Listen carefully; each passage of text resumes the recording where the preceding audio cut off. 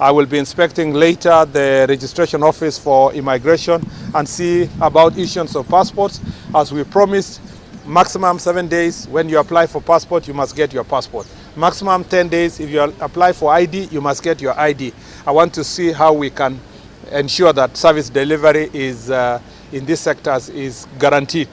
And then finally, as a ministry that assists the government in administrative work, we want to see how best we can work with other departments of government to ensure that there is service delivery. So one of the conversations we'll be having is with our government delivery unit, and they will be speaking to these administrators from the grassroots on how best they can help in coordinating service delivery to make sure that every project that is being implemented by the government of Kenya, they are able to monitor and give us real-time progress for those projects, so that you don't have to wait for the cabinet secretary, principal secretary, or the president to visit for people to complain about incomplete projects or shoddy projects. Some of the things we are going to discuss today is to make sure that is done. And we are also using this forum for awareness on the key programs of bottom-up economic agenda. One of that program is the universal healthcare. One of the presentations we'll be making to the grassroots leaders, particularly our elders from the community and the chiefs and assistant chiefs, is how SHA is working and how best we can make sure that Taifa Care is delivering to the people of Kenya. So it will be an eventful day and 6 days ahead of us. But this is what it is, and this is a practice we have now adopted in this ministry.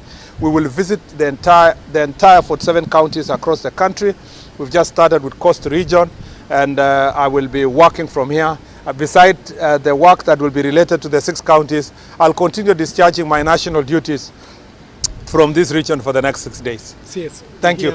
Regarding border security, yeah. We hear that the chiefs who were abducted in Mandera have been released. Can you comment? Yes, thank you very much. We have very good news that our chiefs that were abducted in Mandera have been released, and they are now in the hands of Kenyan officials, and they will be arriving home anytime soon. This is very good news based on collaborative efforts. As I announced before, that as a government we decided to work together with the community and to work with the county government of Mandera and the local community, and this process has borne fruit. We will be commenting further in the near future, once our chiefs are within the country, and we'll give you even more updates on the progress and what we are doing.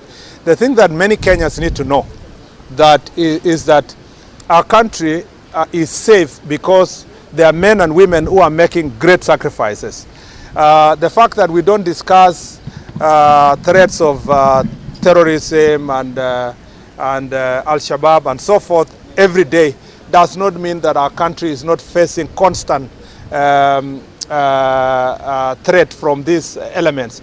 It means, the real meaning is that the men and women who have gone out there working in the field, especially along our borders, are doing a fantastic job to protect the rest of us.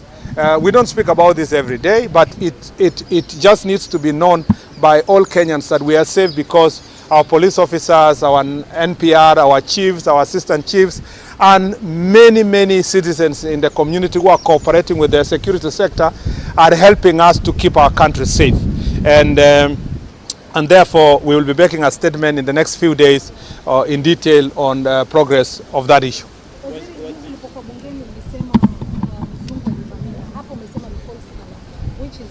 Umesema? Ulipokuwa bungeni juzi, uliungama kuwa there's a tourist who was attacked.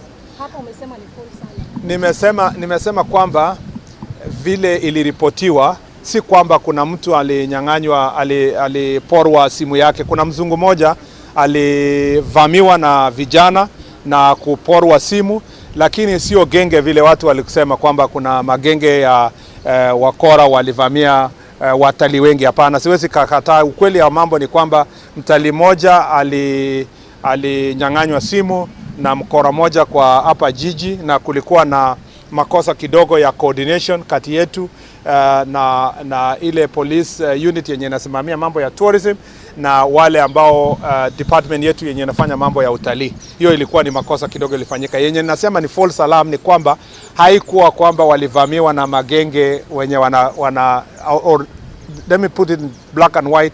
It's not that they were actually attacked by panga boys with a gang approaching the tourists. No, that was not the case. It was just a case of the usual pickpocketers and thieves who try to steal from tourists. Of course, we don't want such incidents to happen.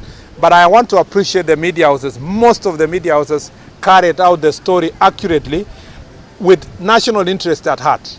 You know, there's just a few people here and there who reported it sensationally in a manner that would scare our tourists when the situation was not at the scale that was sensationalized. Was the suspects arrested? Status of the phone? Yes, it's ongoing, not yet the suspects are not yet arrested, but again our regional police commandant will be making reports in the few days, and if it happens at the time we are here, we will let you know. Last question. Pardon? Si tuseme ya Mombasa hapa ndio tusichanganye na mambo mengine. What I just want to say generally is that why part of the reason why we are dealing with gangs here is to make sure that there is no place in the Republic of Kenya where we will allow any goons or gangs to invade any facility, whether it's a church, whether it is a school, whether it is a street. This country must be led by the rule of law. And injustice anywhere is injustice everywhere. We are not going to allow extrajudicial processes to continue in the country. We must remain a country of law and order, and it doesn't matter. Ours is apolitical. We do not subscribe to any political side. Ours is to make sure that everybody can exercise their right freely across the country without being hindered, as long as they are going about it peacefully. Waziri, kuna watu wanajiuliza, umekuwa bungeni unazungumzia panga boys, unazungumzia Al-Shabaab. Je, hili kundi la Mungiki mbona wanajiuliza mbona kulizungumzia? Nilisema pengine hamkusikia vizuri, tumesema kwamba magenge yote nchini Kenya ukianzia hapa panga boys na hakuna vile tutawacha mtu yoyote. Tumesema kutoka hapa ile elements ya Mungiki, mambo ya Chingororo, na nilisema hiyo wengine wanajiita confirm na sijui confirm huko Nakuru, wengine wanajiita huko Kisumu, China Squad, China Squad Fiesta, na nikumbusha hapa wengine wako Western huko. Nilisema hata kwa bunge mambo ya matungu na ile kazi tumefanya kuhakikisha kwamba tumetoa magenge yote. And I can assure you as a country, we will dismantle all these gangs, and we want to assure you that where these gangs are attached to political leaders, we will arrest them and will make sure that they do not have peace in our country. We want to instead to channel our youth to other government programs, housing, ICT hubs, among other interventions, including some of them to go back to TTIs. And I'm very happy with some county governments, including here in Mombasa, who have given these young people alternative training facilities to and support, financial support and bursaries, including members of parliament who have supported some of these young people to go to colleges and schools and TTIs so that they can get themselves something else to do than involving themselves in crime. We will speak more after the session. Thank you.